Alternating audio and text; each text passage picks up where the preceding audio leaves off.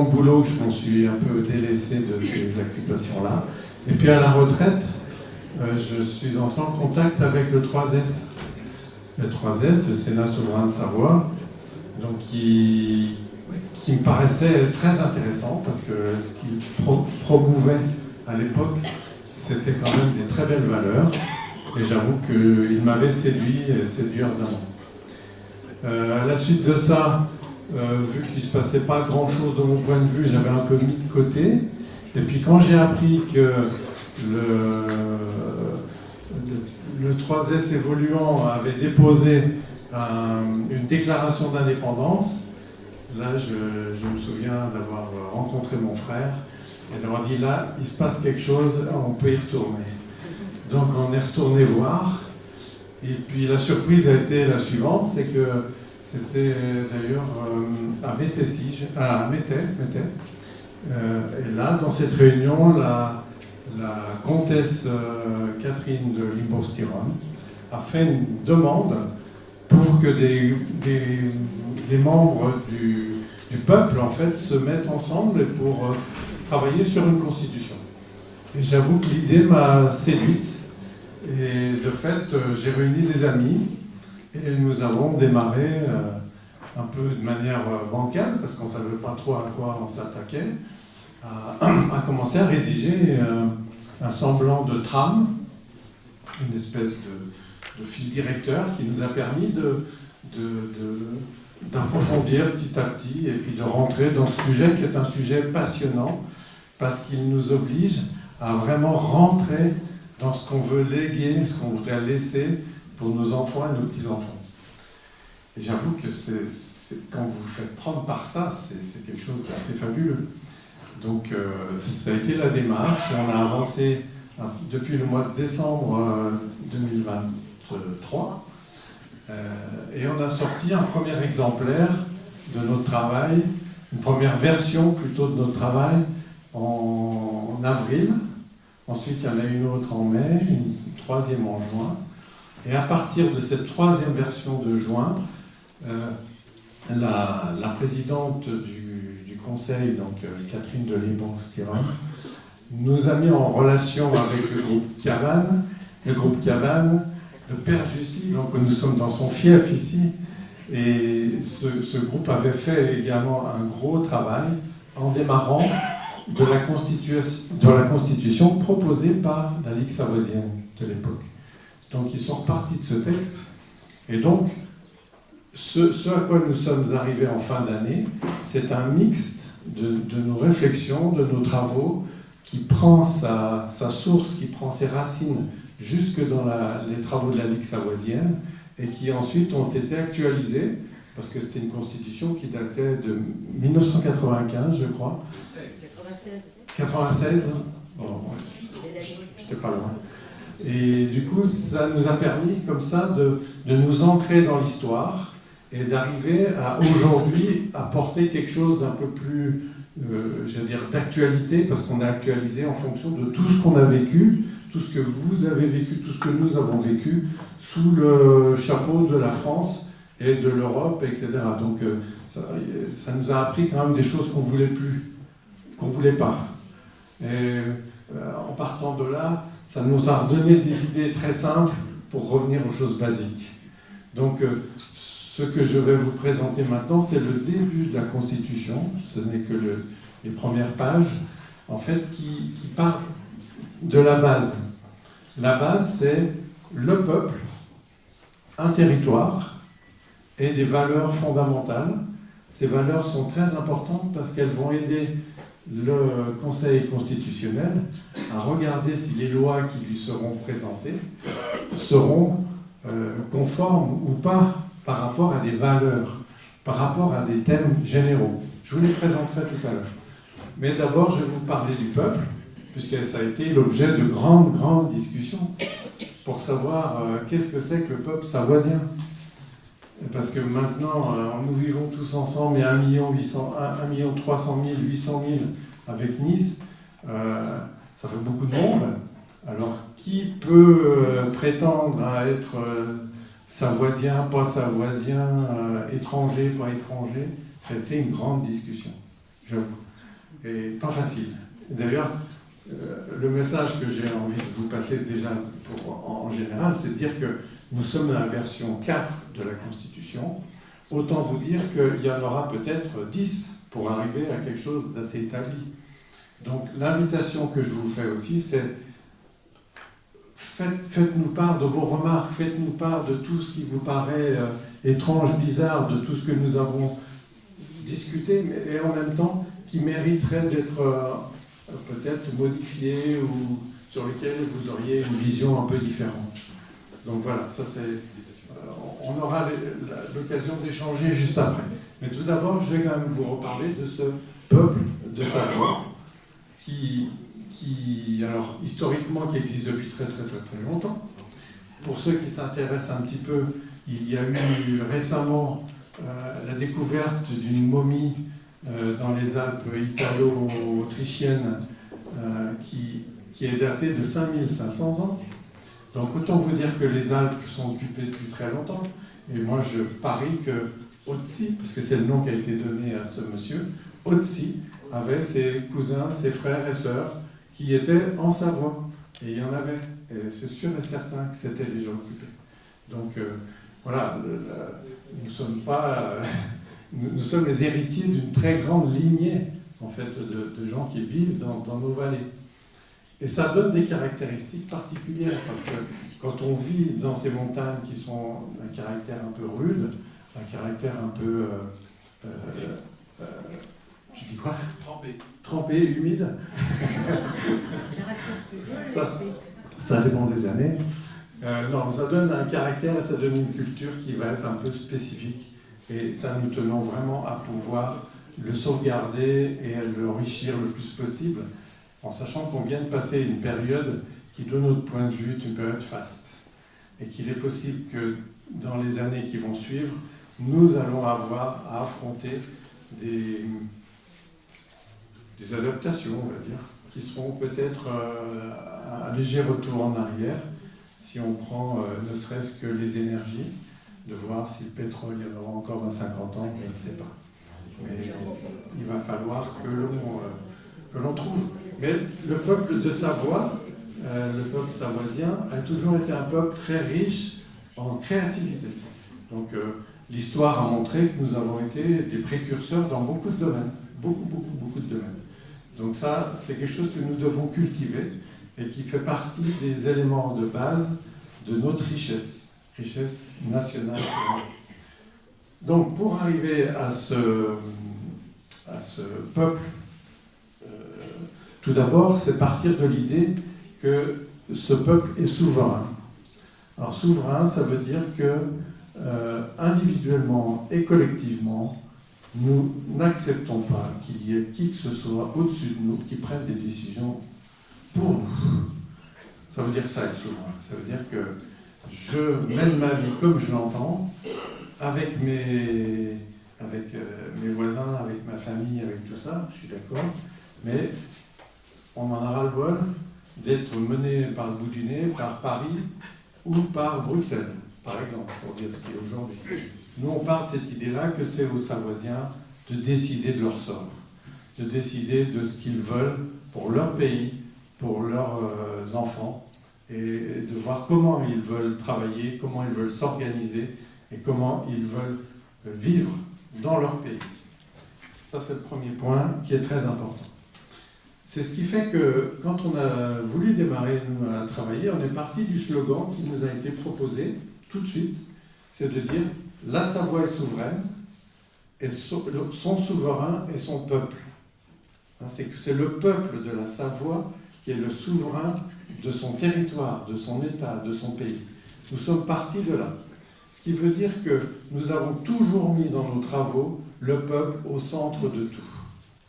Il n'y a aucune organisation qui ne soit pas contrôlée, j'ai envie de dire, mais dans le bon sens du terme, organisée par le peuple.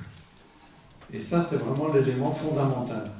Et nous ne nous donnons pas à une élite, nous ne donnons pas à une élite le pouvoir de faire quoi que ce soit dans notre pays. Même si nous avons besoin de compétences, ce qui est très différent, mais pas de, j'ai envie de dire, pas d'organisation, pas de trucs secrets qui seraient là et qui nous manipuleraient. On n'a pas envie d'être manipulé, on a envie d'être transparent. Donc, pour revenir à ce peuple,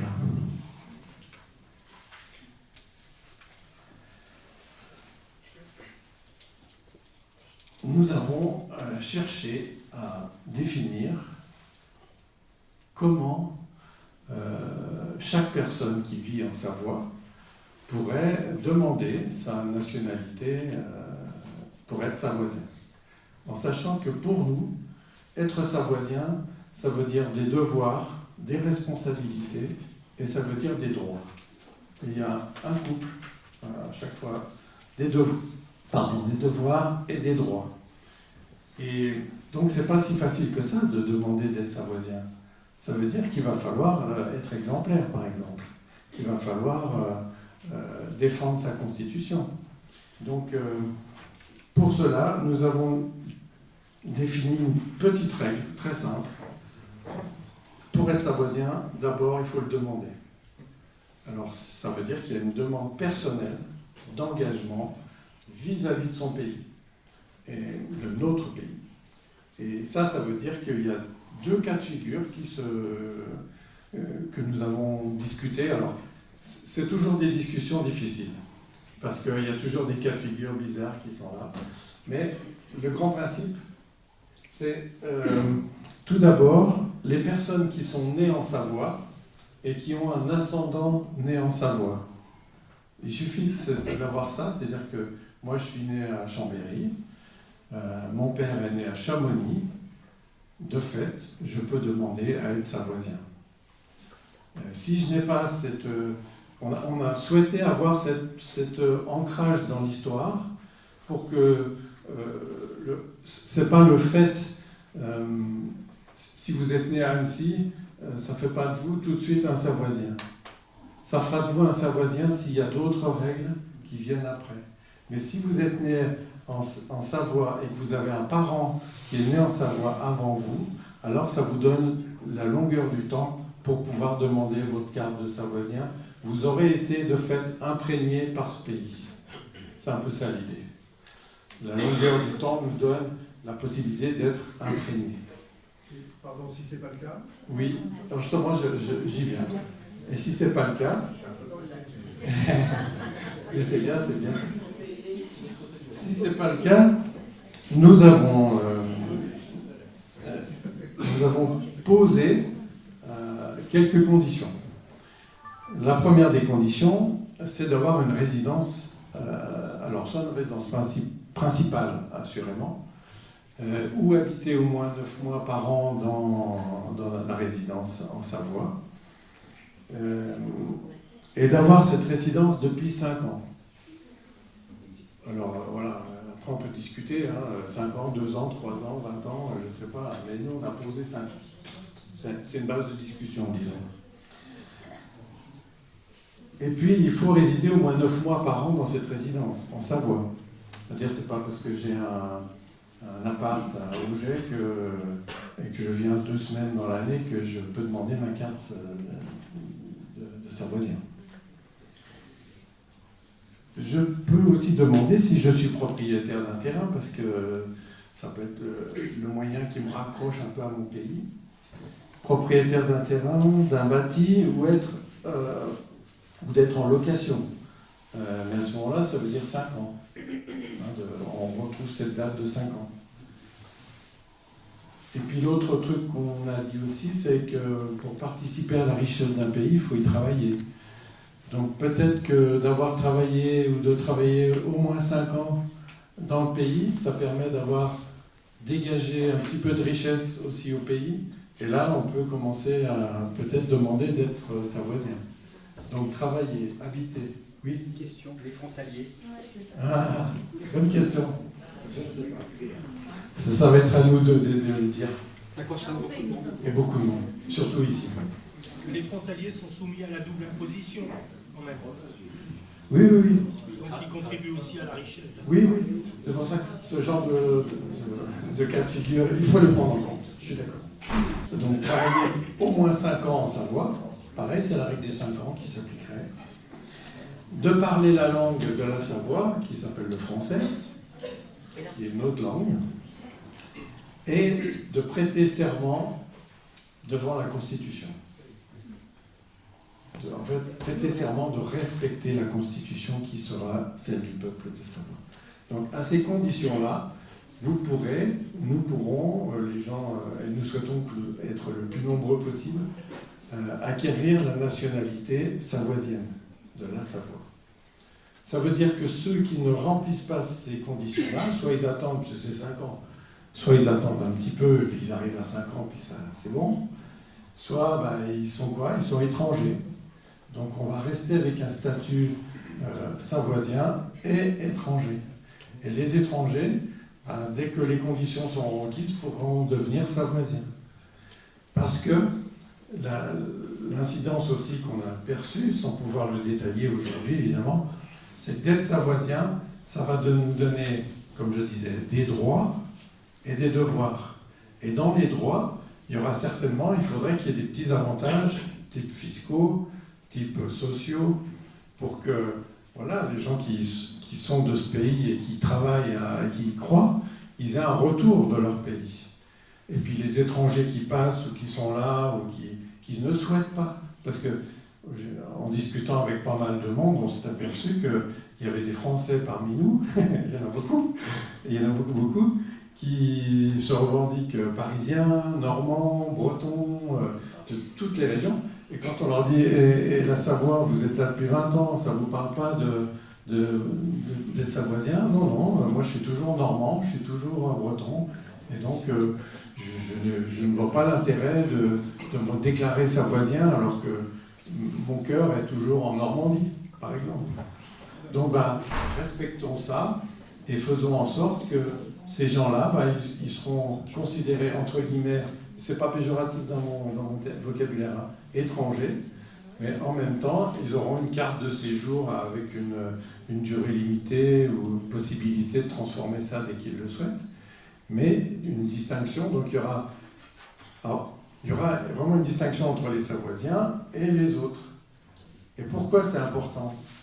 Regardez ce qui se passe en Kanaki aujourd'hui. C'est exactement le même cas de figure, en Nouvelle-Calédonie. Nouvelle-Calédonie, aujourd'hui, il y a 40% de Kanaks et il y a 60% de Français de colons. Donc ça a été facile à la République française de dire, maintenant, 60%, il n'y a plus de problème Kanak. Oui, sauf que les Kanaks, ils ne sont pas d'accord. Et quand on regarde les textes de l'ONU, l'ONU ne peut que reconnaître les peuples autochtones qui étaient là, et ils ont été envahis, ils ont été colonisés. Ce n'est pas une raison pour leur supprimer toute leur histoire, tout leur passé, toute leur culture. Donc nous sommes dans ce même cas de figure. Ça a été dit souvent que la Savoie est un pays colonisé par la France, un pays qui a été vendu pour des sombres manœuvres politiques italiennes, mais qui a été vendu à la France en contrepartie d'une armée qui est venue mettre les Autrichiens dehors. Pas que. C'est un échange avec la Lombardie. Oui. Pas que. Mais disons qu'on peut vraiment percevoir que nous sommes globalement quand même colonisés. Mais en même temps, personnellement, je trouve que nous avons vécu une période de richesse, une période de développement qui a été forte, et c'est aussi grâce à cet apport. Il ne faut pas le méconnaître. Mais la destruction était faite avant, hein. Oui. Alors, oui, on va pas refaire l'histoire, mais vous avez raison. Et il suffit de regarder les recensements en Savoie pour s'apercevoir des saccages qui ont été faits. En 1860, il y avait 550 000 Savoisiens. En 1918, il n'était plus que 416 000, je crois. Enfin, ça avait baissé un petit peu avant, parce qu'il y a eu plusieurs impacts. Mais les guerres ont fait beaucoup de mal en Savoie. Donc ça, il faut le savoir qu'il a fallu beaucoup de temps pour récupérer. Et grâce à ces apports extérieurs, parce que c'est pas que la France, ça a aussi été l'Italie, l'Espagne, le Portugal, il y a eu beaucoup de monde à venir dans notre pays, parce qu'il y avait du travail, parce qu'il y avait du tourisme. C'est vrai que ça nous a requinqués, et en même temps, ça nous a dilués. Donc aujourd'hui, je ne connais pas les statistiques précises, je ne sais pas si, Georges, toi, tu les connais peut-être. On est aujourd'hui de souche savoisienne, Ouais. à peu près à 280 000 habitants sur les deux départements. D'accord. Souche savoisienne. 280 000 habitants Et souches. ça, c'est la dilution de la République française Voilà. qui est organisée pour envoyer les gens au casse-pied. Oui, En 18, 45, Ouais. etc. exact. Et dès 1870, ça avait commencé. Ouais.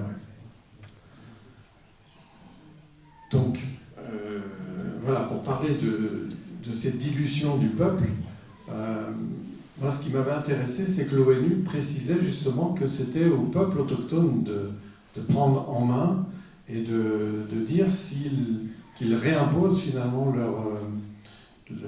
leur vision de leur pays. Alors aujourd'hui, c'est un peu loin, j'avoue. Nous avons la chance, moi je suis allé voir ça, si vous vous passionnez pour ça, allez-y. Il y a eu un recensement qui a été fait en 1861, qui est très précis. Dans chaque commune, toutes les familles qui habitaient là ont été recensées, et on trouve, c'est individuel, donc vous avez les parents, les enfants, vous avez tout est écrit. C'est très, leur profession, etc. C'est très riche. Et vous pouvez, comme ça, si vous savez dans quelle commune étaient vos ancêtres, vous pouvez voir si vous étiez, qui ils étaient, et si vous étiez bien originaire encore en Savoie en 1861. Donc ça, c'est un élément à connaître. Donc pour revenir à nos Savoisiens, je vous ai dit tout à l'heure que notre constitution a été centrée sur le peuple. Ça veut dire que c'est à partir de nous, moi je me considère comme faisant partie de ce peuple évidemment, c'est à partir de nous que tout doit partir et tout doit arriver. Donc cet élément-là, il est central. Et dans notre dispositif tel que nous l'avons imaginé et conçu, forcément ça vient prendre le cœur du système, c'est le peuple de la Savoie. D'accord ? Donc ensuite, nous avons mis un certain nombre d'articles. Bon, je ne vais pas les passer tous en revue, ce serait très fastidieux. Mais en gros, ça dit qu'on peut très bien, un Savoisien qui aurait sa carte, et puis s'il n'en veut plus, il peut la restituer. Voilà, c'est possible. L'âge de la majorité, elle est toujours à 18 ans. Il nous a semblé que c'était un âge correct. Donc on l'a gardé. Et puis un certain nombre de choses.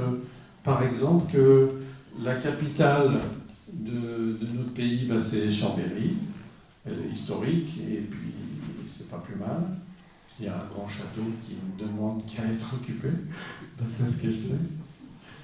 Le drapeau, le voilà.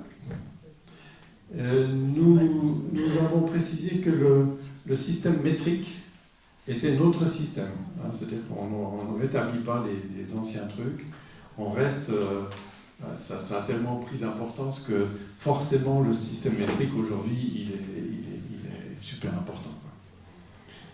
C'est d'ailleurs le système métrique de la France, mais qu'ils ont volontairement noyé dans le poisson pour appliquer, par exemple, des panneaux de vitesse. Normalement, il devrait être mentionné l'unité de mesure. Il n'y est pas. Il n'y est pas. Il veut dire que tout panneau de vitesse aujourd'hui affiché sur le bord des routes, c'est en mètres. Absolument. Ah oui. Donc 70 km/h, ça fait 252. 40 km/h. On a tous des fusées. Ok. L'hymne. Alors, le peuple a un hymne.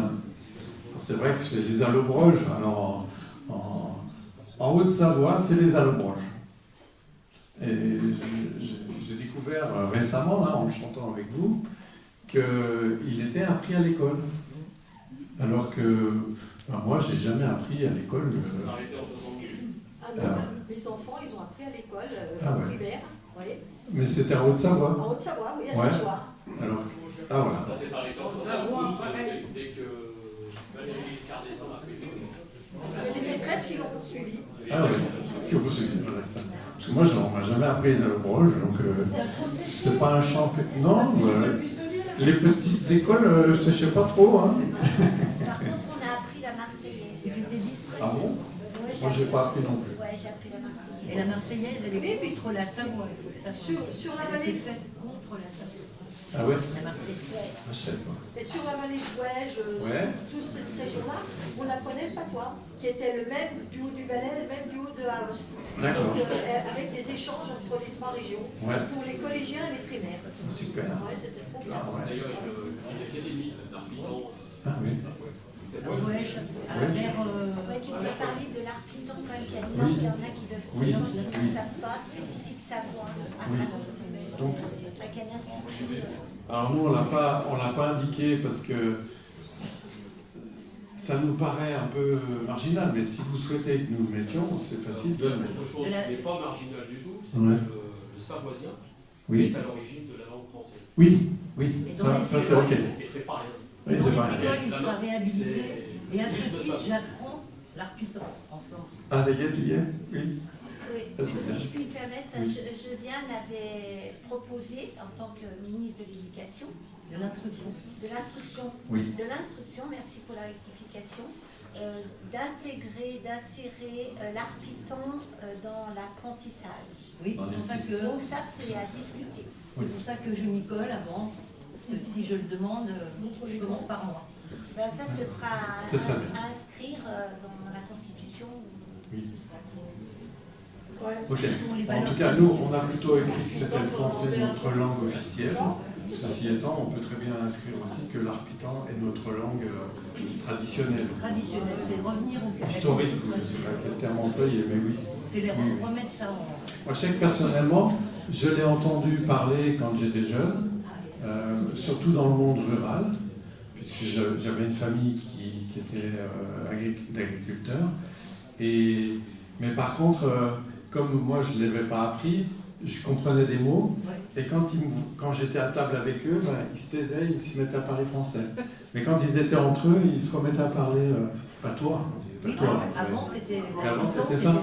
Du coup, j'ai pas pu l'apprendre, j'ai juste pu l'entendre par bribes. Mais voilà. Alors, le siège du souverain Sénat confédéral. Alors, on a mis des titres un peu différents de ce qu'on a l'habitude d'entendre, mais petit à petit, je vais vous expliquer tout ça. Le siège de ce Sénat, ben, il revient à Chambéry, parce qu'il était à Chambéry, donc il va retourner à Chambéry. Il faut savoir que le palais de justice, il a été construit, la construction a démarré en 1858, et c'était prévu pour être le palais du Sénat, qui est devenu le palais de justice de la Chambre d'appel. Le siège de l'office de justice, lui, sera à Annecy. Parce que la justice, pour nous, elle doit être au centre. Donc Annecy est plus centrale sur 73-74 sur la Savoie que Chambéry peut l'être. Chambéry, quand même, bien décentré au sud. Il y a éventuellement Albertville. Ouais. Et de toute façon, il n'y a pas d'endroit magique parce qu'il y a toujours des endroits où on est très loin. De fait, si vous êtes au fond de la Tarentaise, il faut descendre. Si vous êtes au fond de la Maurienne, c'est encore plus loin. C'est un pays de montagne et de vallée, effectivement. Ça fait partie des caractéristiques qui vont prendre toute leur importance après, quand je vais vous parler justement du territoire. Parce que pour nous, c'est essentiel de revenir à des notions de bassin de vie. Si on veut que le pouvoir ne soit pas un pouvoir éloigné, mais un pouvoir proche, il faut revenir dans nos bassins de vie. Donc nos bassins de vie, ils existent depuis très longtemps. Ce sont nos provinces. Donc toutes nos provinces, après on peut discuter, est-ce qu'il y en a 6, est-ce qu'il y en a 7, quoi faire de Nice, etc. Mais le concept même de province nous paraît essentiel quand on veut revenir en proximité entre la population et les instances telles qu'elles sont prévues avec assemblée et avec collège. Oui. Juste une question par rapport aux provinces Oui. représentatives du peuple. Oui. Et puis, est-ce que, parce qu'elles auront chacun leur particularité, j'entends la Tarentaise, Oui. le Chablais, les besoins sont Oui. différents. Oui, absolument. Alors ça, je le développerai en fin de journée, parce qu'on reparlerait de l'organisation des pouvoirs. Alors, derrière ce mot pouvoir, c'est justement quelles assemblées, quels petits gouvernements en province. Mais pour nous, la clé, c'est vraiment chaque petit État, chaque province est un petit État. Et ce petit État qui s'occupe des affaires très locales et très proches, crée ensuite une confédération, ils se mettent ensemble, les 6, les 7, pour arriver à faire une confédération dans laquelle on emploie le terme confédération parce que c'est le terme qui permet de limiter les pouvoirs qui sont donnés à cette confédération. C'est-à-dire, on parle souvent de fédération, mais fédération, ça veut dire qu'on donne tous les pouvoirs à cette instance supérieure. Or, ce n'est pas notre choix. Notre choix, c'est de dire toutes les prérogatives sont au niveau de la province et que quelques prérogatives remontent au niveau de la confédération. Mais ça, je vous en parlerai en fin de journée. Tout dépend comment on veut organiser la décision de l'État au Oui. niveau. Oui, c'est ça. Répartir les pouvoirs. Il y a des sujets. Ouais, il y a des sujets qui sont naturellement en haut. Qui est régalien. Régalien, voilà, c'est ça. Et puis il y a des sujets qui sont, eux, naturellement proches. Donc il faut qu'on arbitre, voilà, après. Nous, c'est des propositions. Oui. Moi, je voulais demander un truc là, qui me chagrine quand même, parce que quand vous allez au conseil municipal d'Annecy, par exemple, tu auras, mais tu n'as rien à dire, tu tapes des gueules, tu regardes, tu tapes des gueules. Est-ce qu'il y a un conseil municipal à Annecy? Il y aura, pour nous, et chaque commune a son conseil communal. La question va être, pour toutes ces grandes agglomérations qui se sont constituées depuis, comment elles se fractionnent et comment elles s'articulent entre elles pour arriver à rester proches des habitants. Parce qu'en fait, c'est ça notre souhait. C'est la proximité que l'on veut. Parce que actuellement, le conseil municipal d'Annecy, parce que moi j'ai été souvent, et j'y ouvre ma gueule, c'est pour certains ça n'a pas plu, mais bon, c'est pas grave. C'est là-bas, tu regardes et tu fermes tes gueules. Tu n'as même pas le droit de prendre un dire quelque chose ou quoi que ce soit. Et moi j'ai vu les conseils municipaux, ça a chauffé, mais voilà. Il faut savoir si c'est conseil municipal à Annecy, par exemple, je sais pas, c'est comme ça, hein. Demain, un conseil municipal à Annecy et voilà. Ça me permet de repréciser une chose importante, c'est que le citoyen dans notre qui vient travail, au conseil municipal, oui. par exemple là, Oui.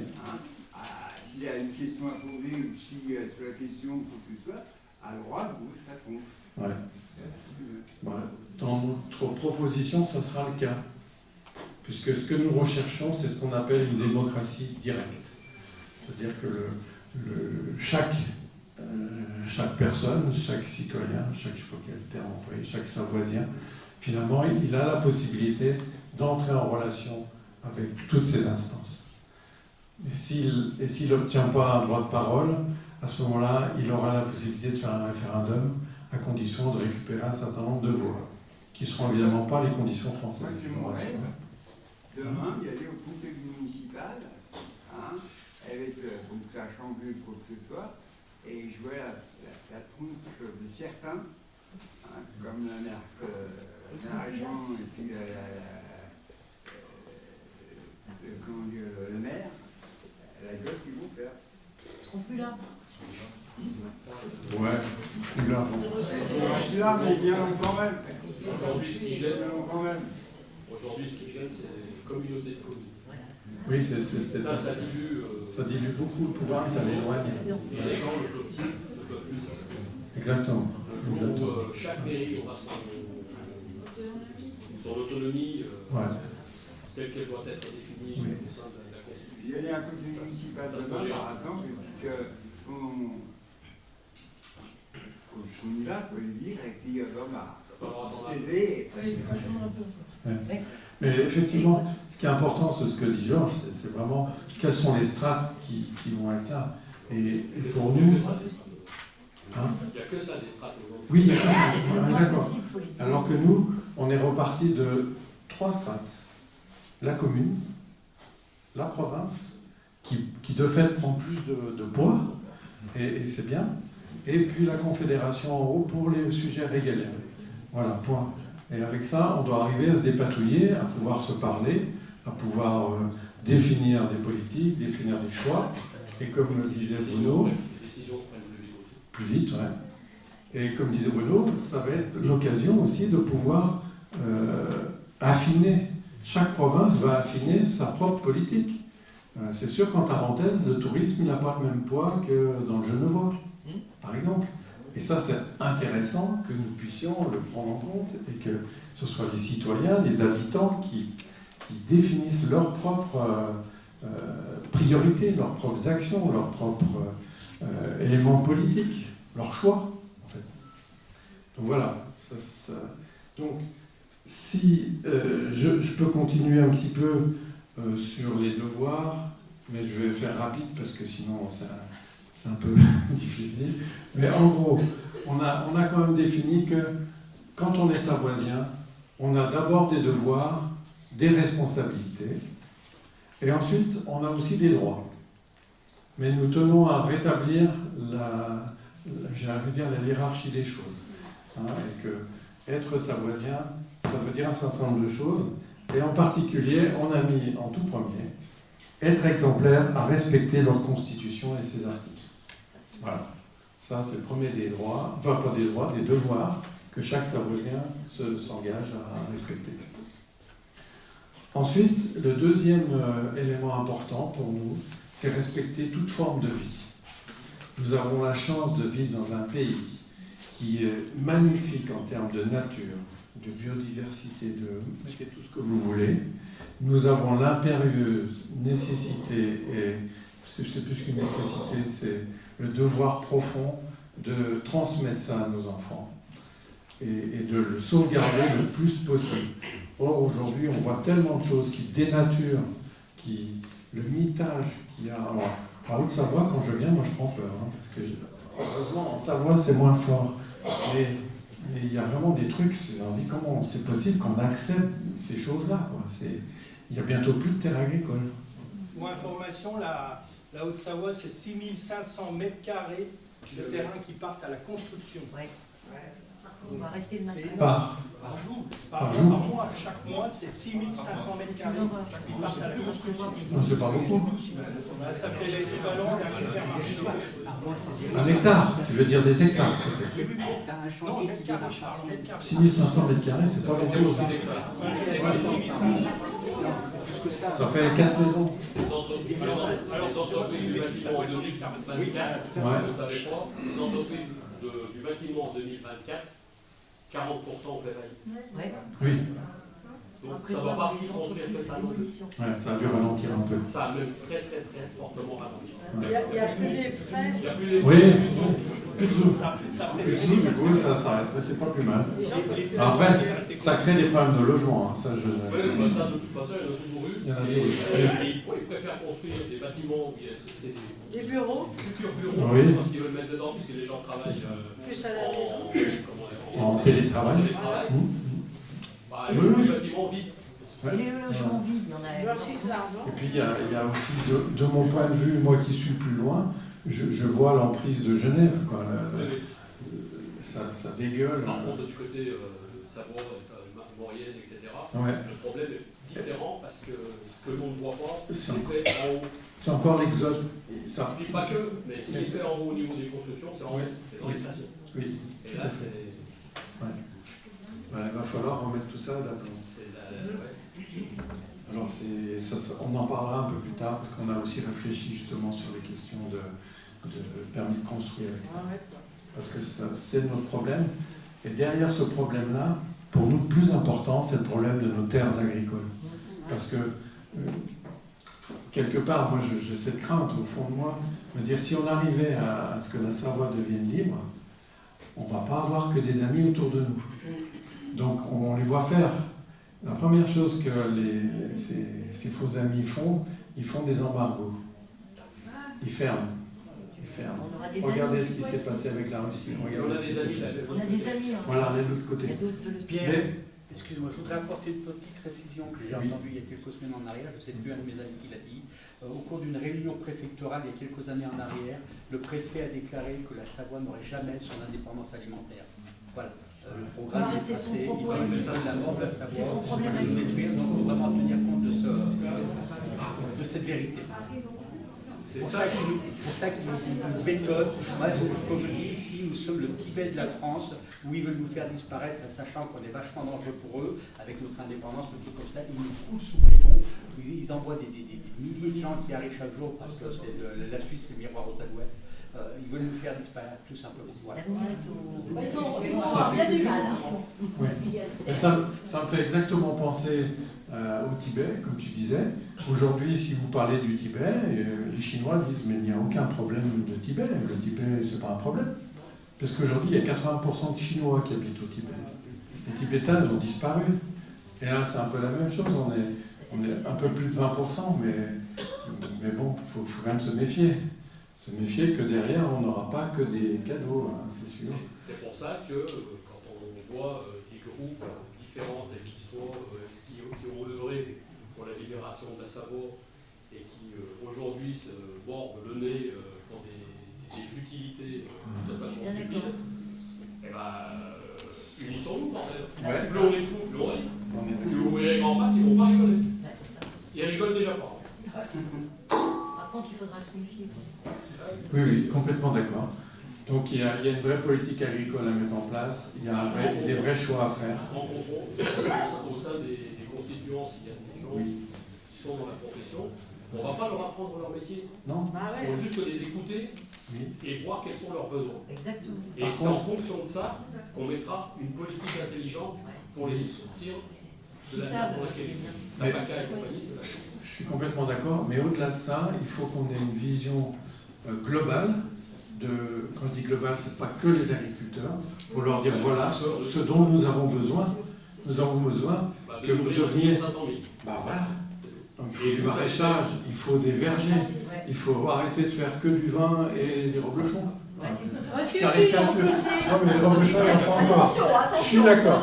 Non, mais ici, il faut du reblochon, beaucoup de reblochons. Dans du vin, du reblochon. J'aurais dû dire de la tonne, c'est pareil. Oui, oui. Et de réflexion. Sur ce qu'ils ont besoin, et nous aussi ce que nous avons besoin. Ils savent parce que la population a besoin. On ne va pas cultiver ou faire pousser des choses qui ne poussent pas Oui, habituellement. de ce point de vue-là, oui. Oui, oui. Donc les mecs, ils savent ce qu'ils ont à faire. Exactement. Je n'ai pas la prétention d'apprendre à un agriculteur à faire ce qu'il veut. Oui, Ça, mais par il faut exemple, mettre en place les choses pour qu'ils puissent. voilà, qu'ils puissent le faire. Moi, je pense surtout au maraîchage. Le maraîchage, tu vois, il n'y en a pas beaucoup en fait à savoir. Parce qu'il n'y a pas de terrain. Il y a plus suffisamment de terrain. Donc on aura une réflexion, et nous on a eu une réflexion sur les terrains. Parce que tout part de là. Est-ce qu'on a des terres cultivables ou pas? Si on n'en a plus, c'est foutu. Donc il faut vraiment qu'on sauvegarde nos terres. Il faut qu'on Mais ce soit sauvegarde. l'un ou l'autre, effectivement, Oui. c'est pas ce qu'ils vendent. Après, c'est pas donner les moyens de pouvoir les utiliser. Parce qu'aujourd'hui, il y a des préemptions au préalable pour telle et telle connerie. Oui. L'industriel, Oui. la SACER et compagnie, toutes ces On le sait, organisations-là, par exemple. il faut dégager. Ben, il faut reprendre le pouvoir sur eux, il faut reprendre la mainmise sur eux pour orienter différemment. Parce que notre région, là, il y avait beaucoup de maraîchage. Oui, Sur Artas, sur. Oui. Qu'est-ce qu'il y avait pour Genève. Sur Genève, voilà. Et il y avait la zone Sur franche. Sous-Gaillard, c'était que Ouais. des maraîchages. Tout ça, ça se construit tout, quoi. Ah oui, C'est ça qui est terrible. je suis d'accord. Parce qu'il y avait vraiment une culture du maraîchage. Oui, oui. C'est une Ah. grande richesse. Je te passe la parole. Pour répondre à ça, vous connaissez tous les jardineries botaniques. Bien sûr. Les jardineries botaniques, elles viennent de là, du maraîchage qui était implanté à Collonges, tout ça. Collonges, Ouais. elles sont là. Oui, oui. Donc voilà. Il y a une vraie richesse, il y a une vraie culture. Maintenant, c'est à nous de la réaffirmer, j'ai envie de dire. De la réaffirmer. Oui, vas-y. Il y a la d'accord avec vous sur le maraîchage. Il y a le maraîchage et il y a le type de culture. Oui. Comment on cultive et il y a des solutions bien plus simples, bien plus bienveillantes pour les terres. Oui. Parce que là, on est dans une culture industrielle. Oui. Plus durable. Nous y avons bien réfléchi aussi. Et de fait, alors je dévoile peut-être un sujet qui va en faire bondir pour certains, peut-être, mais pour nous, il est essentiel. C'est que nous voulons réinstaurer ce qu'on appelle les biens communs. Les biens communs, ils existent depuis très longtemps. Alors maintenant, c'est bientôt plus que les quelques montagnes en haut qui sont devenues des biens partagés. Mais les biens communs des terres agricoles, des fonds de vallée, qui sont le seul endroit où on va pouvoir cultiver et on va pouvoir faire pousser notre alimentation, là, on ne peut pas, il faut mettre un grand coup de stop à tout cet immobilier, à toute cette pression-là. Et le seul moyen, c'est que nos terres deviennent des biens communs, elles nous appartiennent à tous. Et on réinstalle sur ces terres-là, ça va demander un courage politique puissant, hein, mais on réinstalle sur ces terres-là des alliés. On leur a donné tout le pouvoir, en fait. Et de fait, tu as raison. Tu as raison. Oui, oui. Ça pourrait être le rôle de l'État, oui, de pouvoir ce genre de choses. Et je pense que dans chaque province, il y aura un vrai pouvoir local à organiser et à faire en sorte que... Et je pense que la période actuelle où il y a un nombre très important d'agriculteurs qui est en train de crever, et peut-être justement une bonne façon de mettre en place ce genre de structure et de montrer qu'il y a un État qui existe et qui est capable de prendre le relais. Mais pour que ça marche, c'est là où c'est compliqué, c'est qu'il faut qu'on ait des frontières. Parce que sans frontières comme aujourd'hui, on ne fait rien. Ça rentre de tous les côtés, ça sort de tous les côtés, voilà. Et donc, on n'arrivera pas. Donc, ça demande un cheminement intellectuel et pratique qui va changer beaucoup de choses. Et que de fait, ça risque de couiner dans les chaumières. Hein. Mais c'est vital, si on pense à nos enfants et à nos petits-enfants, on ne peut pas en faire l'économie. Voilà. C'est bien, s'il y a tellement de gens au chômage, ça leur ferait du boulot. Bah oui. Ça fait partie d'un tout. Et ce tout, on doit arrêter de se tirer dans les pattes des histoires d'égo. Oui, clairement. Tout à fait d'accord. De toute façon, on est là, c'est pour le bien de tous. Hein. C'est pour que tout le monde soit sur le plan alimentaire, on peut dire qu'on ne sera jamais autonome. Si. La savon, l'État de savon est un État. Ça passe aussi par les jardins des particuliers. Pas tous en même temps. Oui, il y a une double politique qui me fait... Suffisamment d'hectares pour être autonome. Ouais, parce que le maraîchage, ça peut être très productif. Et puis, il y a ce que disait Odile, qui est très juste, c'est il faut absolument réinstaurer une politique des jardins dans les maisons. Parce que chaque particulier, il doit pouvoir avoir au moins la moitié de son autonomie. Je ne dis pas tout, mais... C'est pour ça qu'il y a actuellement une politique de bétonisation où il y a des jardins sont transformés en immeubles. Je pense que c'est délibéré. C'est une connerie. Ouais, oui. C'est délibéré. délibéré. Même dans les colonies. Ben, vous savez, c'est une anecdote, mais à Aix-les-Bains, il y avait un monsieur Garin qui était un producteur maraîcher bio pendant 50 ans, je ne sais pas, au moins. À la fin, il est arrivé à la retraite, il a donc dû vendre son truc, séparer pour ses enfants, etc. Et en vendant, il avait eu la garantie que la mairie ne construirait jamais de bâtiments sur ces terres biologiques, qui étaient d'une productivité fabuleuse. Ben ça y est, elles sont vendues à des promoteurs et ça va se construire des immeubles dessus. Et on a bousillé des hectares de maraîchage, de terres de maraîchage. L'avenir est à la démolition.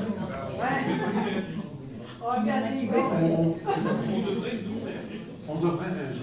Avec ce je sais. Rappeler simplement qu'en Savoie, au temps de mes grands-parents, simplement, dans chaque village, ils cultivaient le chanvre, le seigle. Ils faisaient aussi, avec le chanvre, ils faisaient des cordes, il y avait une autonomie, ils faisaient des toits. en chanvre, bien sûr c'était la farine, c'était tout ça. Donc à 800 mètres d'altitude, dans un village j'ai grandi, avec du chanvre, du seigle. Donc l'autonomie c'est, oui, ne pas oublier aussi tous les céréales en guise d'autonomie, et on a une terre en Savoie, enfin Savoie 73-74, largement féconde pour être autonome. C'est juste que c'est le fond des vallées, où il y a les terres cultivables, et qu'aujourd'hui ce sont des fonds des vallées qui sont détruits, qui sont bétonnés, qui sont faire des routes, des trucs, voilà. On tape dans nos terres. C'est plus facile.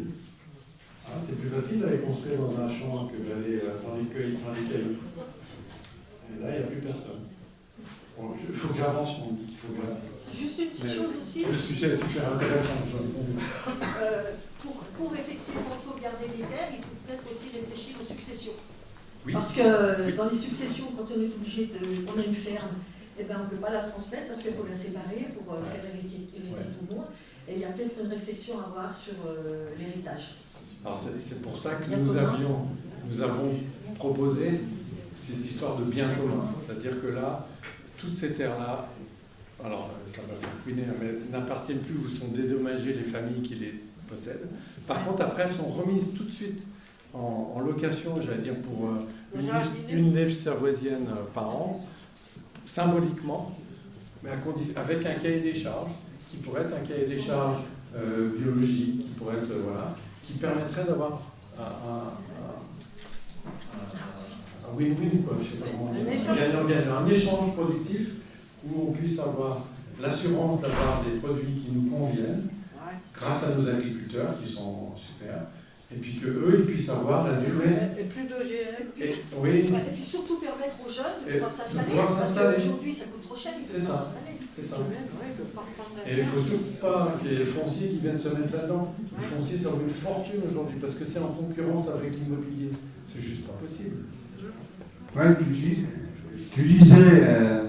il y a un agriculteur qui avait été maraîcher ou que ce soit, qui a fait du moins la ville, et c'est marrant que personne de la ville, c'était des citoyens qui n'ont pas fait opposition là-dessus.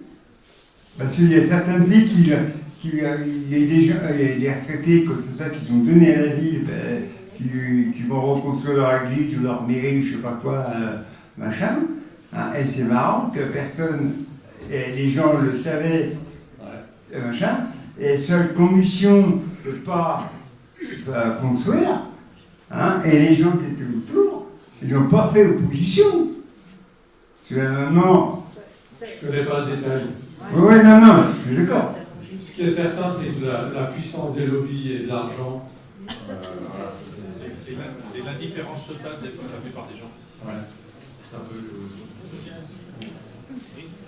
Donc si je continue sur mes... Attends, juste une petite précision pour la personne qui parlait tout à l'heure qu'on n'était pas autonome en agriculture. C'était une question, c'est pas... Non, je vais te donner la Savoie est un État qui est indépendant en industrie, en tourisme,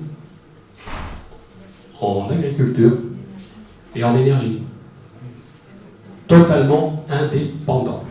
53% de l'eau potable française est ici. L'industrie avec le décolletage et tout le reste. Le tourisme, ils n'y arriveront pas non plus ce qu'ils veulent faire. Ça le restera. Ça le restera.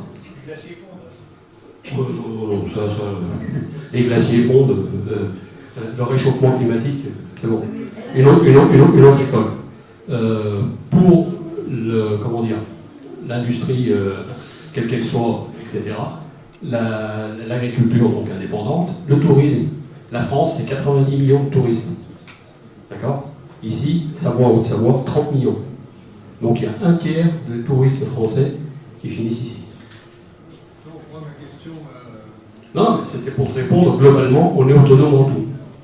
Comme je sais qu'on a des énergies qu'on peut revendre, on peut faire des échanges intelligents avec des pays qui produisent intelligemment.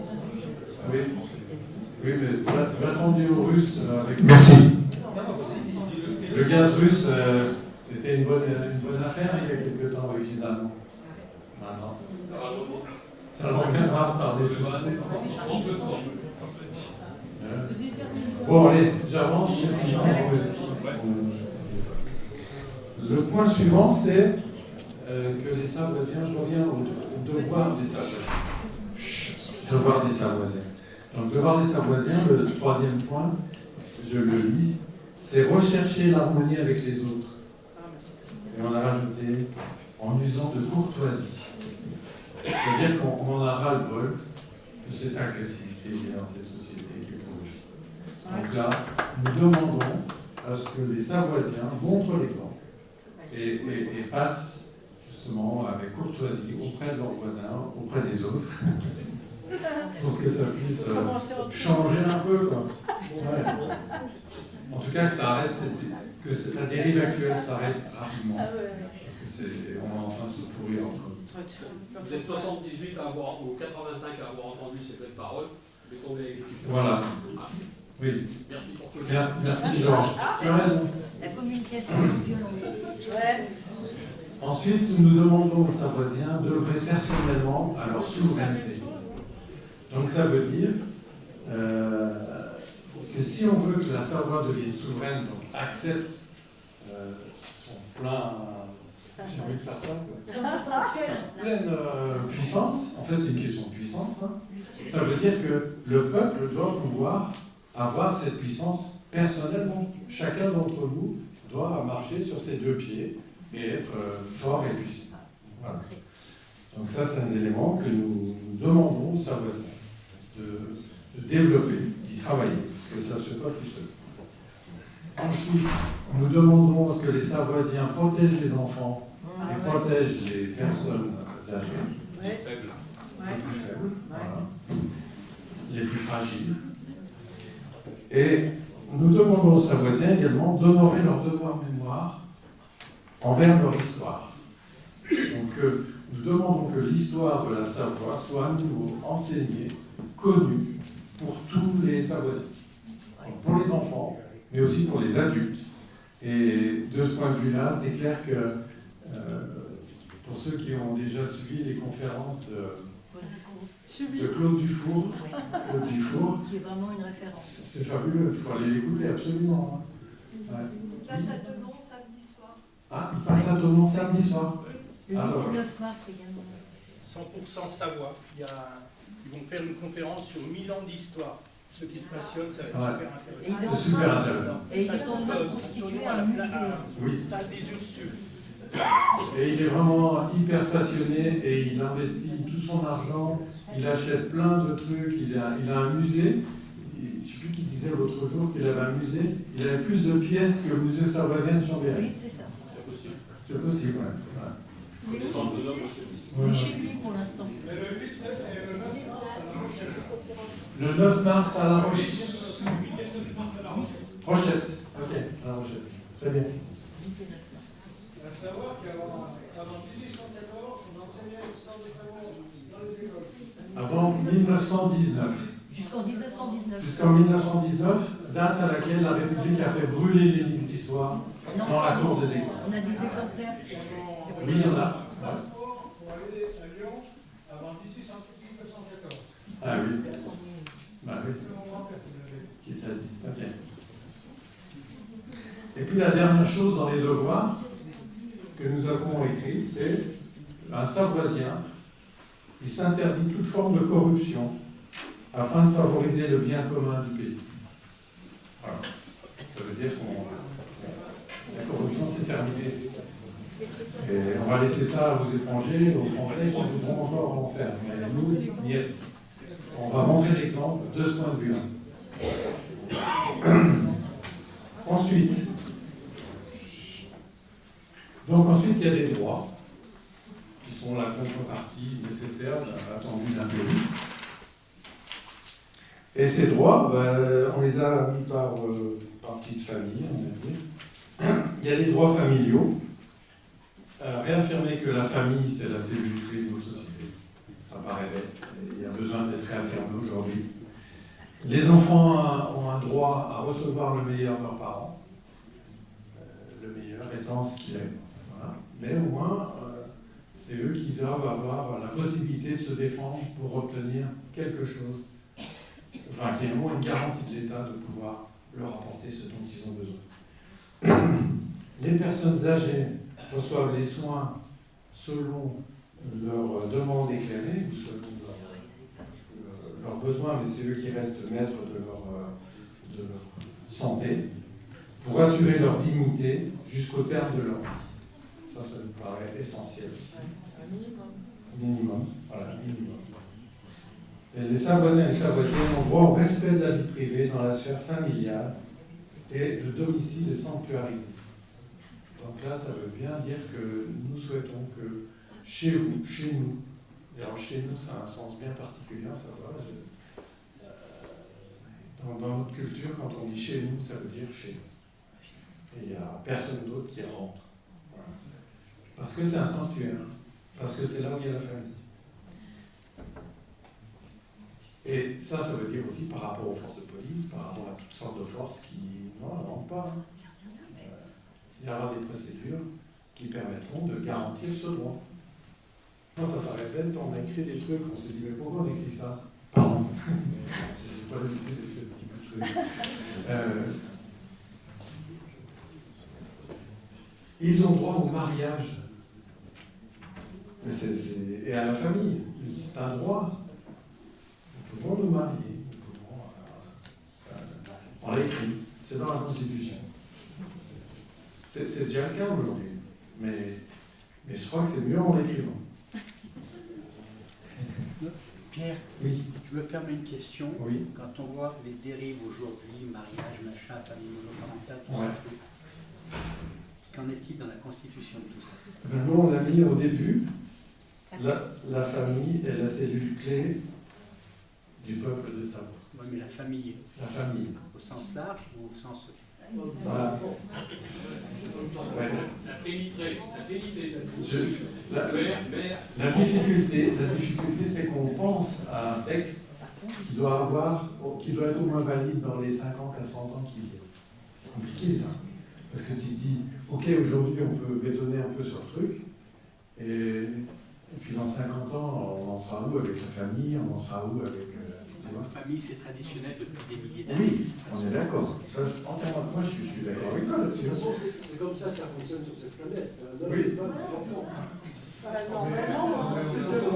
C'est pour ça que la famille est la cellule clé du peuple de Savoie. Paul et Jacques, ça marche. Normalement, c'est comme ça que ça soit produit. L'organisation du travail devra favoriser aussi oui. que les parents puissent avoir du temps pour se oui. Ça, c'est vrai. Ça, c'est important. Oui. Pas spécialement le mariage. Parce qu'il y a hommes et femmes. Des fois, vous avez hommes qui sont femmes, qui vont faire femmes. Le wokisme retournera à la maison. Je pense que l'arrivée de Trump en Amérique va mettre un coup de frein sur ce truc-là. Oui, ce que je voulais dire, c'est qu'au niveau de la Constitution, on a mis cette phrase qui est très générale au niveau de la Constitution de la famille, n'est-ce pas? Parce que demain, on pense au cas, voilà, banal. Moi, je crois que j'en ai pas besoin. Même si je me lève, ce sera pas pour tout le monde. Le cas banal, vous avez deux Savoisiens qui sont homosexuels, qui sont mis en couple. C'est pas parce que la Constitution va dire homme-femme qu'on va les séparer, qu'on va dire vous n'avez pas le droit de vivre ensemble. C'est un choix. C'est pour ça que la phrase est d'ordre général et pas particulier. Même si la politique générale va favoriser la famille, l'épanouissement de la famille, l'éducation par la famille et tout, on ne peut pas négliger et oublier les autres. C'est ça une constitution. Oui. Ça doit être général.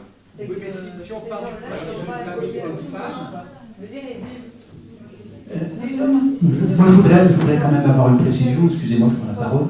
Si on parle du principe d'une famille homme-femme, on en reste là. Quand on commence, j'ai rien contre les hommes et femmes, c'est pas mon problème. Je serais un petit peu cru si je m'avançais plus. Mais si la famille, on considère c'est un homme et une femme, parce qu'à partir de là, si on élargit la famille, et puis c'est la famille à 3, à 4, bref. Donc si on part du principe qu'une famille c'est un homme et une femme, des enfants, faut vraiment en rester là, tout simplement pour le terme famille.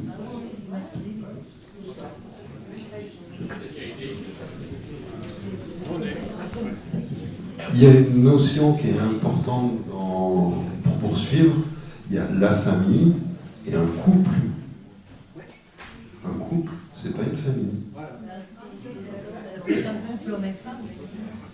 Oui, dans l'idée de famille, il y a l'idée d'avoir des enfants. On peut appeler ça comment Comment on veut. Le moment où les gens sont heureux. Oui.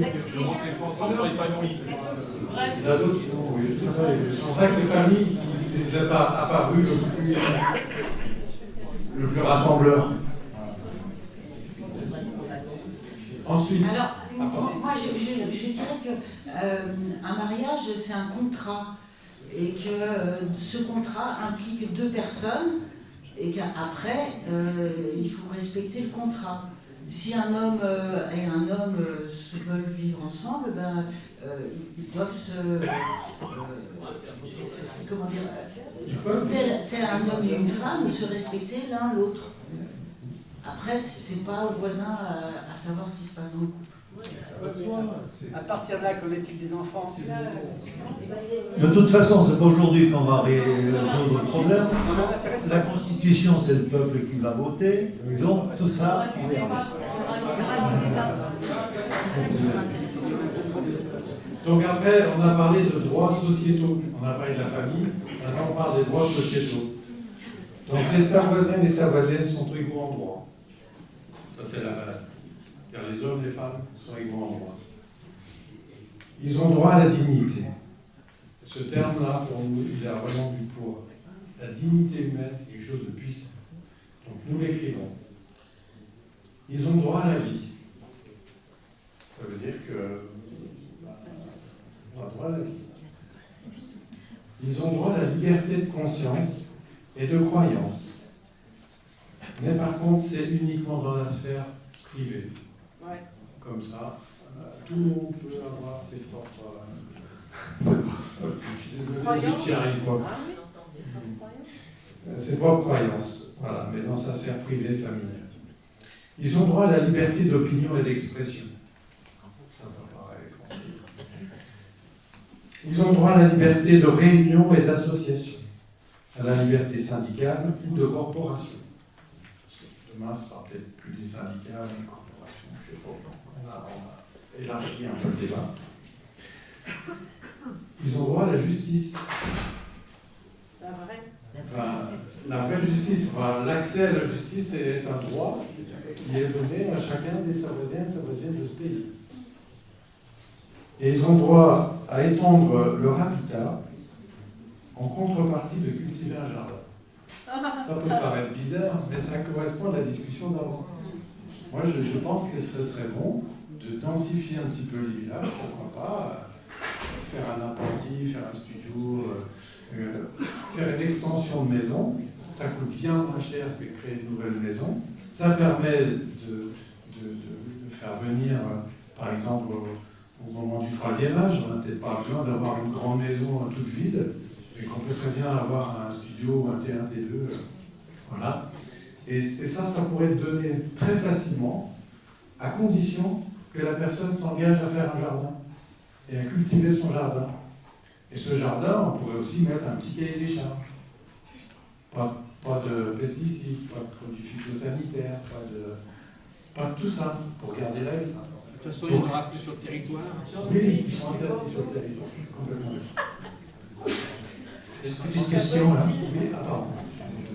Oui, c'est moi encore. Il est marqué le droit à la vie. Oui. Est-ce qu'il est marqué aussi le droit à arrêter sa vie en cas de nécessité? Ça fera l'objet d'une loi. C'est le peuple qui votera tout ça. Voilà. C'est pas d'ordre général, ça c'est des lois particulières et ce sera voté par la population. C'est des sujets à discussion interminables. Mais tu as raison. On a mis en exergue le droit à la vie, qui nous paraît essentiel. On est dans un pays où ce droit-là doit vraiment être affirmé haut et fort. Après, comme vous avez répondu, il y aura effectivement des contreparties, il y aura des discussions sur des lois un peu spécifiques qui donneront peut-être possibilité à d'autres possibles, je ne sais pas. Mais on n'est pas rentré trop dans ce détail parce que la Constitution, elle doit juste affirmer les grandes lignes. Juste ajouter, le droit au choix de la vie, il faut que ça soit défini dans un cadre particulier avec un ensemble de critères autour. Qui a le droit de faire, dans quelles conditions, assister avec qui, si c'est médical ou pas, si pluridisciplinaire, les décisions, si... Voilà, tout ça, c'est dans le cadre de discussion et du futur projet de loi. Prenez l'exemple sur le Rivotril pendant le Covid. Oui, exactement. Moi qui suis... Il y a peut-être une pédagogie avant. Moi qui suis souverain de moi-même, je souhaite avoir le droit de terminer mon existence ici si la suite de ma vie est compliquée pour moi et pour la société et pour tout le monde, quoi. La société, j'emploie un mot. Après, la question c'est le droit. Voilà.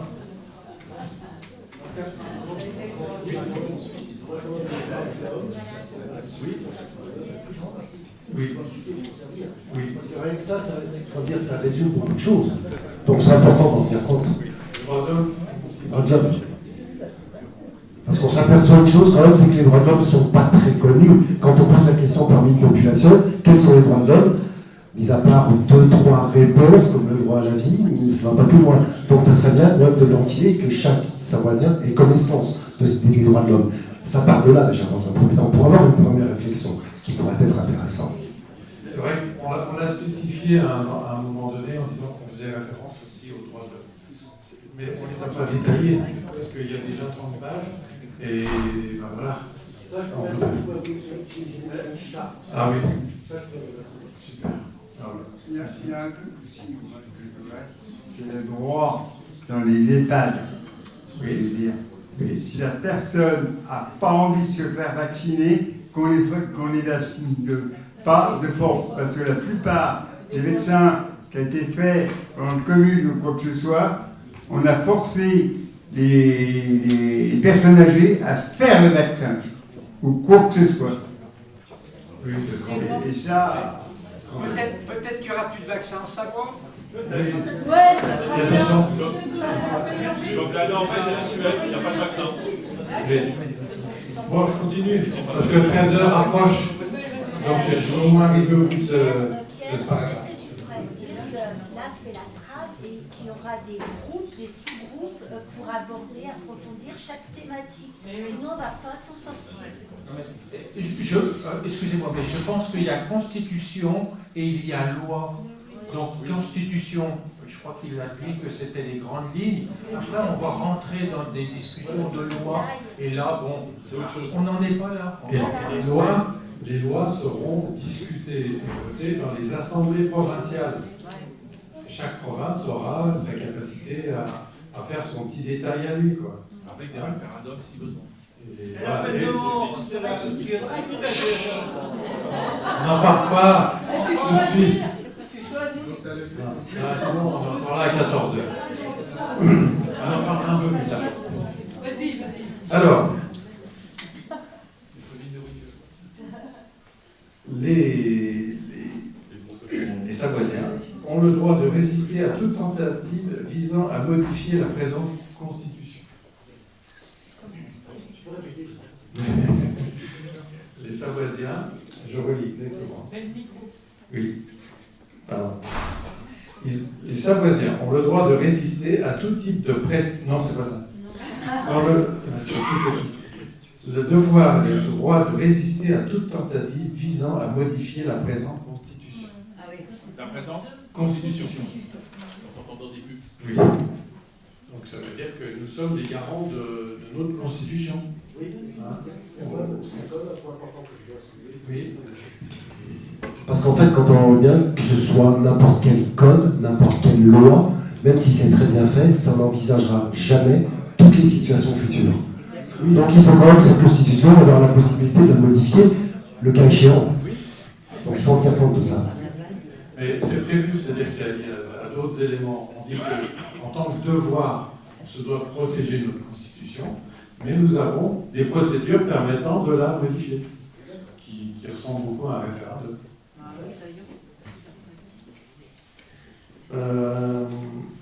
Donc les Savoisiens, ils ont le droit et le devoir de résister à tout type de pression et d'oppression.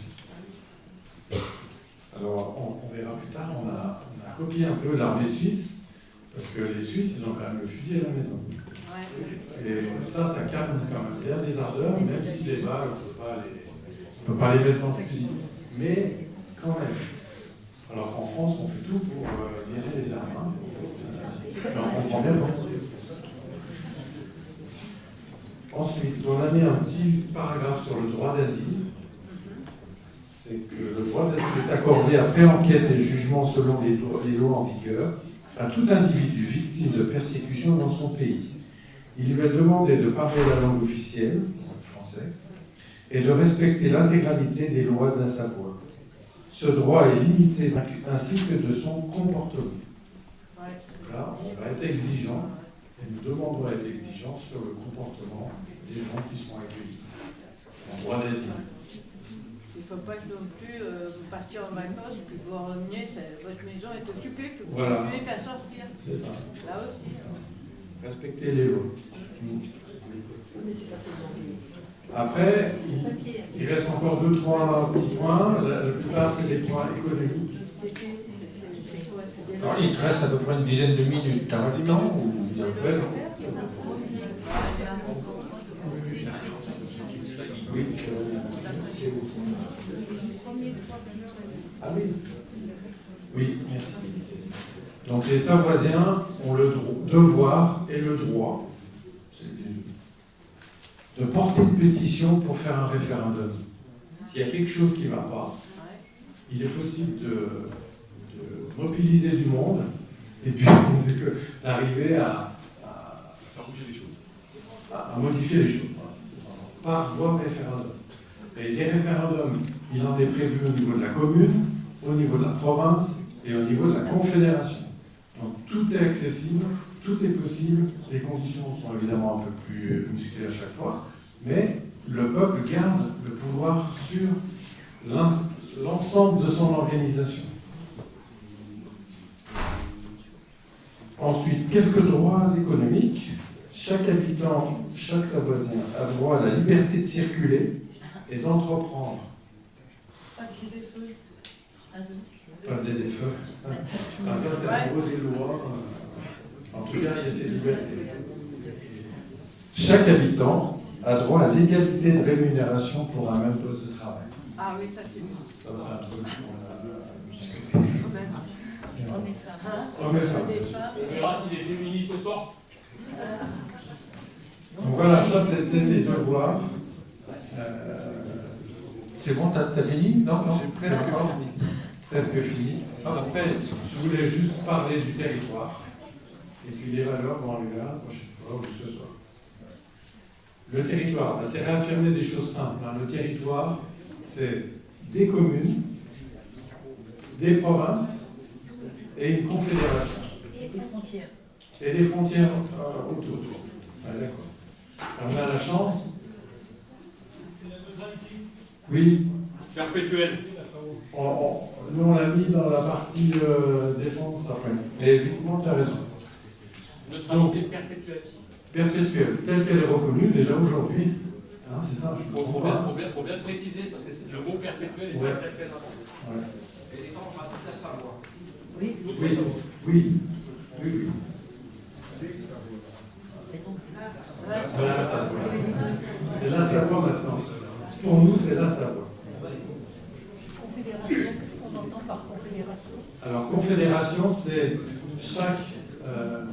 chaque province, qui est un petit État, confie à une instance supérieure, qu'on appelle la confédération, un morceau de son pouvoir.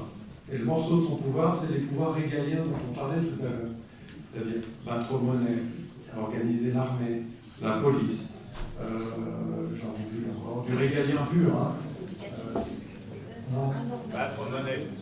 Pas de monnaie, ouais, c'est ça. C'est ça. Et c'est ça le plus important. On est d'accord. Oui. Les autoroutes, il y a eu un intérêt. Parce qu'il peut y avoir un intérêt à ce que les informations circulent bien, parce que vous êtes un brigand, et vous passez d'une province à l'autre. Ben, c'est un peu comme les États américains, les comtés américains.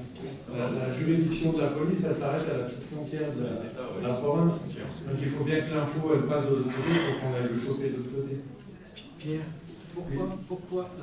pourquoi chaque Savoisienne, Savoisien ne serait pas son propre policier? Je me protège, tu me protèges, dans un cas précis, attention. Parce que là, la police, ce qui se passe actuellement, on s'en rend à une organisation, c'est un ancien système, on va dire, mais que chaque personne, chaque citoyen savoisien soit concerné par sa propre sécurité et celle de son voisin, et vice-versa. Oui. Ça responsabilise là, il les gens. Il faut mettre une loi. En Slovénie, Je sais pas. je disais qu'en Slovénie, il n'y a pas de police. En Slovénie, il n'y a pas de police. Bah, si on pouvait y arriver, est-ce qu'il n'y en a plus C'est super. C'est pour répondre à la question de M. Valin. C'est très simple, il faut faire comme en Suisse. Service militaire citoyen, oui. Tout le monde participe. Puis même à l'école. Tout le monde participe, fait le fusil dans le placard. De tel âge à tel âge, pendant 20 ans, tout le monde participe. Hommes, femmes, je suis d'accord. On est d'accord avec ça, on l'a écrit. Et alors? Donc, territoire. C'est bon? Oui, je crois que vous pouvez faire. Donc, on parle de nos provinces. Alors, nous, on est parti de 6 provinces en Savoie, plus Nice. Alors, il y a une discussion. Est-ce qu'il n'y a pas une 7e province qui serait par là, au milieu, qui s'appelait la Haute-Savoie, et qui a, mais malheureusement, elle a duré que 15 ans, je crois, à peu près. En fait, c'est Beaufortin avec un permis. Je ne sais pas si ça vaut le coup de créer une province avec si peu de monde. Après, ou alors, il faut carrément tout redécouper, faire une grande province autour d'Albertville. Mais pourquoi pas? Nous, ce qui est important, c'est que la province soit le siège du pouvoir local. Voilà. Et pourquoi pas la commune? Parce que ça fait beaucoup. Il y a 550 communes sur la Savoie, sur les deux. 600, mais je crois pas. Avec les fusions, il y en a un peu moins. Et plus Nice, donc ça fait beaucoup. Donc si chaque fois c'est un petit État. Oui, mais Nice déjà se gère eux-mêmes. La Savoie n'a aucun pouvoir sur Nice. Oui, sauf s'ils adhèrent. Sauf s'ils adhèrent avec nous à notre constitution. Parce qu'on ne les exclut pas. Non, je ne dis pas les exclure, mais ils se gèrent eux-mêmes, même à partir du moment où ils adhèrent, je suis d'accord. Oui. Mais le territoire, pour moi, la base, comme la base c'est la famille, la base c'est la commune. Oui. Ouais, mais est-ce qu'il faut mettre un État à chaque fois? Enfin, un État. Un conseil communal. Oui. Il y a. Mais pour moi, pour nous, plutôt, pour moi, c'est pour nous, la commune, c'est le centre du quotidien. C'est-à-dire, après, c'est la notion du temps qui change. C'est le centre du quotidien, donc tout ce qui touche à nos prérogatives quotidiennes, nos voisins, nos machins, effectivement, ça se traite au niveau de la commune. Par contre, dès qu'on monte sur un espace de temps plus grand, alors ça se traite à la province. Voilà, c'est un concept, après, effectivement, c'est discute. Mais par exemple, nous, on a demandé est-ce que les permis de construire ne soient plus traités au niveau de la commune. Parce qu'un permis de construire, ça engage du temps. La maison, une fois qu'elle est construite, il y en a pour 100 ans derrière. Donc ça, le travail sur l'acceptation d'un permis doit se faire pour nous au niveau de la province. Parce que la province, d'abord, elle libère le maire de la pression énorme que ça lui met, et c'est pas facile à gérer. Et puis comme ça met un peu de distance avec ce genre de choses, en sachant qu'on a vu tout à l'heure, la difficulté sur les terres agricoles, et que les maires ont bien du mal, parce qu'il y a une pression terrible qui est faite par les agriculteurs possédants de terres, de pouvoir les transformer en terres constructible. Parce que c'est là qu'ils ont leur retraite. Voilà. Donc, à discuter. Donc, en discussion, la 7e province ou pas. Et puis, l'arrivée ou pas de Nice dans le prérogatif, parce qu'ils sont de fait concernés comme nous. Par contre, je ne sais pas s'ils choisiront un autre avenir que d'être avec nous. Voilà. Mais on a laissé la possibilité qu'ils puissent venir. Pour Estrosi, je crois. Qu'il faut voir Estrosi, non? Estrosi, direct. Et puis l'autre possibilité qu'on a donnée aussi, c'est de se dire, si on est une confédération, oui, c'est l'heure, je sais, oui. Si on est une confédération, alors on peut peut-être aussi attirer le Val d'Aoste, le Valais, Genève, et puis les petits cantons, les cantons autour. Parce que peut-être que notre exemple va être attractif. Et on discutera. On discutera, savoir si on a grandi ou pas. Donc on s'est donné ça. Bon, je vois que vous avez très faim et que je vous saoule. Donc, on va s'en arrêter.